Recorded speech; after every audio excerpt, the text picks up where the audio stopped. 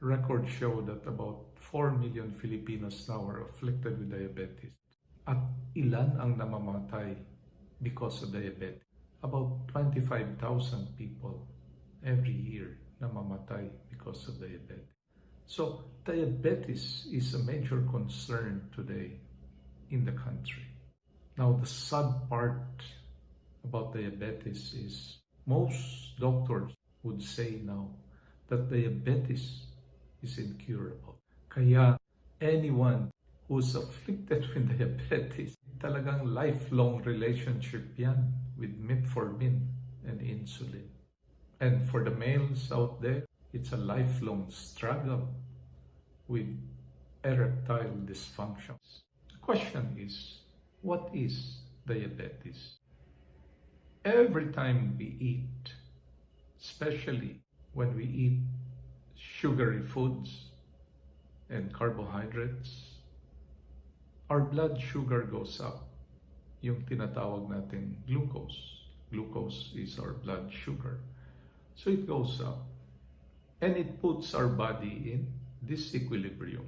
Our body has been beautifully designed such that if any disequilibrium occurs, there is an automatic mechanism whereby our body is put back into equilibrium.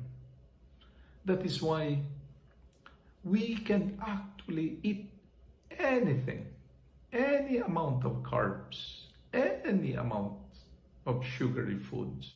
And then later on, may pababalik lang sa normal yung blood sugar natin.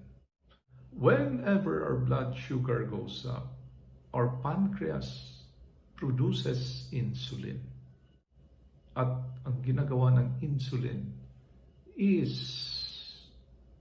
to take away the excess sugar or the excess glucose in our blood. At dinidistribute yan sa iba-ibang parte ng ating katawan.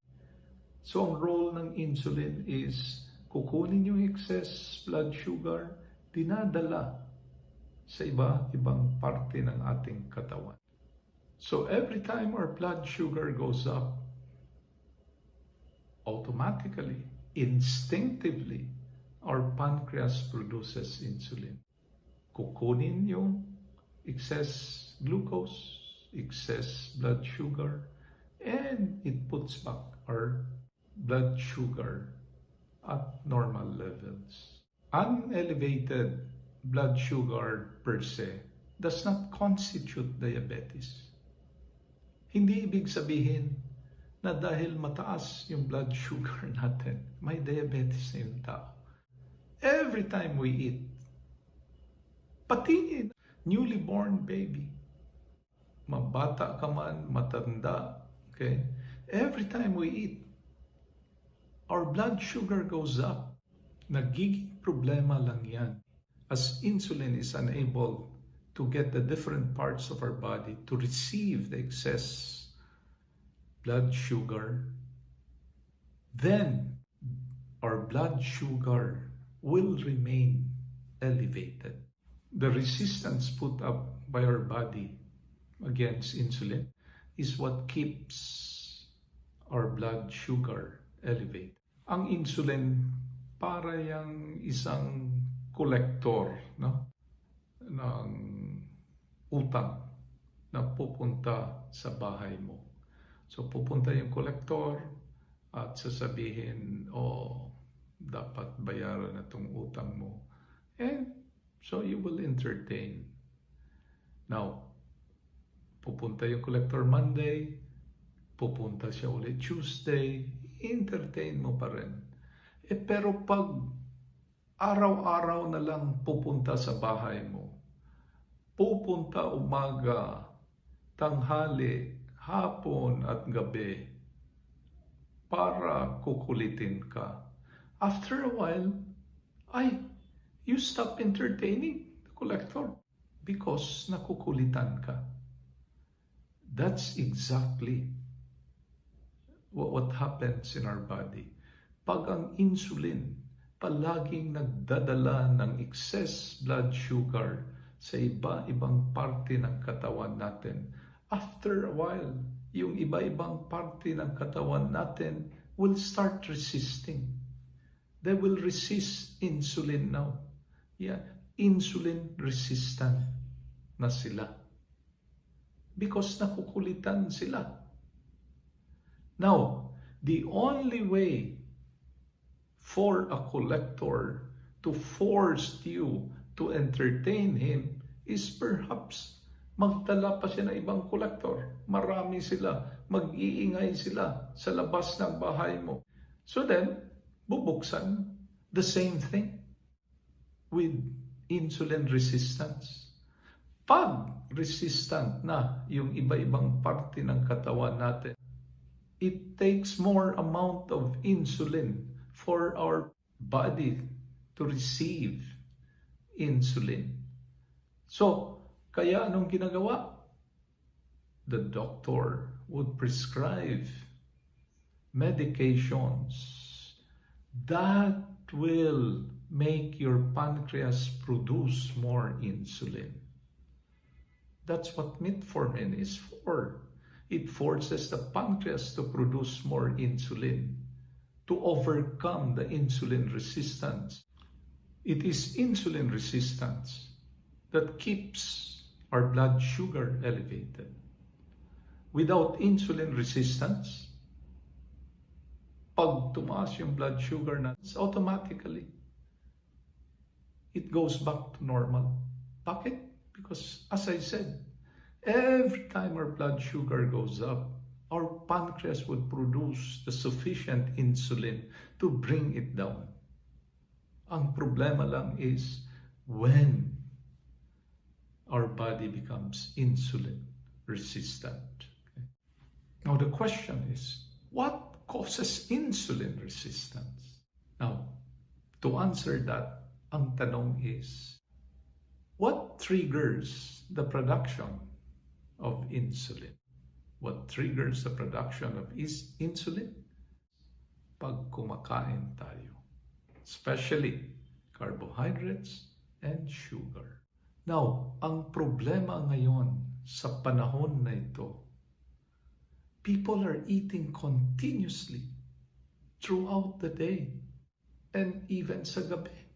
So people take breakfast. At bago pa mag-lunch, may merienda. And then after lunch, may merienda na naman sa hapon. And then after sa hapunan, meron pang merienda. So ang nangyayari, if you recall our analogy, yung collector nangungulit, and sa kakulitan ng collector, we start resisting the collector.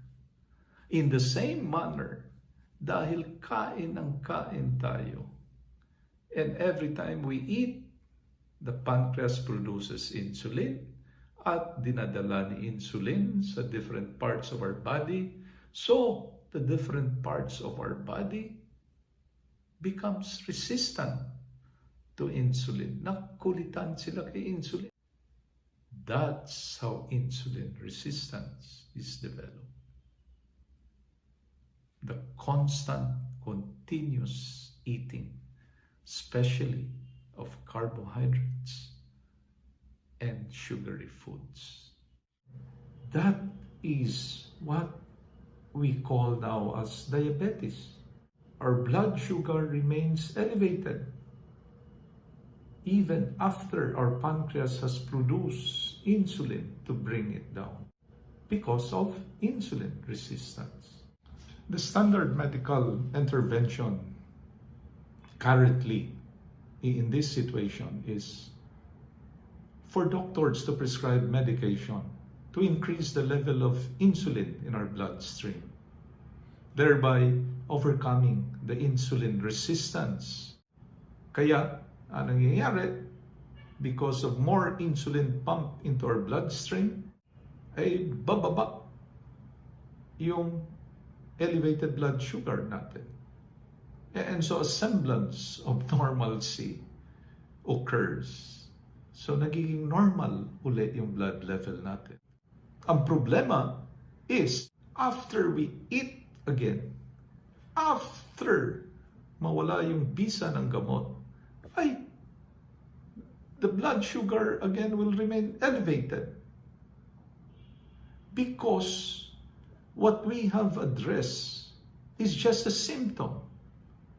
Yung symptom is the elevated blood sugar, but we never address the problem. The problem is insulin resistance. So every time more insulin is pumped into the bloodstream, bababa yung blood sugar, but after mawala yung bisa ng gamot, ay the blood sugar again goes up after nakakain tayo.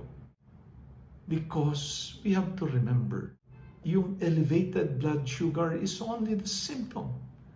The problem, the disease is insulin resistance. So, anong nangyayari? Because the disease is never addressed, kalimitan na na-experience sa mga diabetic is, una, they're prescribed a certain dosage of metformin. Later on, ini-increase yung dosage ng metformin. At later on, they graduate from metformin to insulin injection.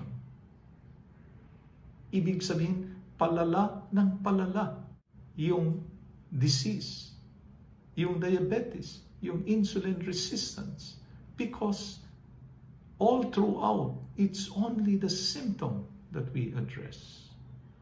And after insulin injection, what happens? They graduate again. Nagiging dialysis because the kidney starts to fail. Hindi na makayanan ng kidney ang so much insulin being pumped into the body. If you go to the different dialysis clinics right now, ask them, karamihan sa kanila, it's because of diabetes. That's why their kidney has failed. And later on, of course, what happens? Kidney transplant. At marami, they graduate further. Ang kasunod ay meet and greet with St. Peter. Unfortunately, for many of these diabetics.